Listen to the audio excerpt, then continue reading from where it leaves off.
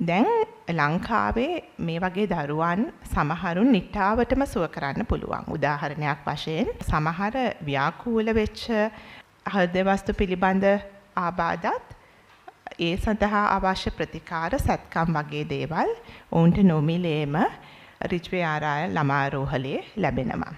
ඒ වගේම දැන් උදාහරණයක් විදිහට තැලසීමියා රෝගී තත්ත්වය ගත්තොත් ඒකට අවශ්‍ය සියලු ප්‍රතිකාර මාසකපතා රුධිරය ලබා දීම, එයින් ඇතිවන ව්‍යාකූලතාවයක් වන යකඩ වැඩිවීම, ඒ වගේ දේවල් වලට අවශ්‍ය ප්‍රතිකාරත් නොමිලේ අපේ රෝගීන්ට ලැබෙනවා.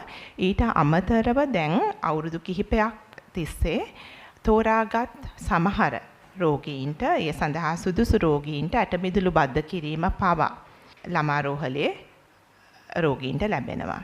දැන් උපත් ආබාධයක් ඇති දරුවෙකු ඉපදිච්ච අවස්ථාවේ ඉඳන් ප්‍රජා වෛද්‍ය සායනයේ සිට තමන්ගේ ළඟම රෝහලේ සිට ඉන් එහාට ළමා රෝග විශේෂඥ වෛද්‍යවරයෙක් ඉන්න රෝහලකට ගිහිල්ලා අවශ්‍ය වෙලාවට ඊටත් එහාට ප්‍රතිකාර අවශ්‍ය දරුවෙක් ඍජුවේ ළමා රෝහල වගේ තැනකට යොමු කිරීම සිදු වෙනවා. එතකොට ඇත්තටම මට මේ වගේ දරුවෙකු සිටින දෙමාපියෙක්ට එහෙම නැත්නම් ඒ වගේ දරුවෙකුට රැකවරණය ලබන කෙනෙක්ට දෙන්න ඕනේ මූලික පණිවිඩයක් තමයි මෙහෙම ප්‍රශ්න තියෙන දරුවන් වෛද්‍ය ප්‍රතිකාරවලට නිසි ලෙස නොගෙන ගෙදර තියාගෙන ඉන්න එපා.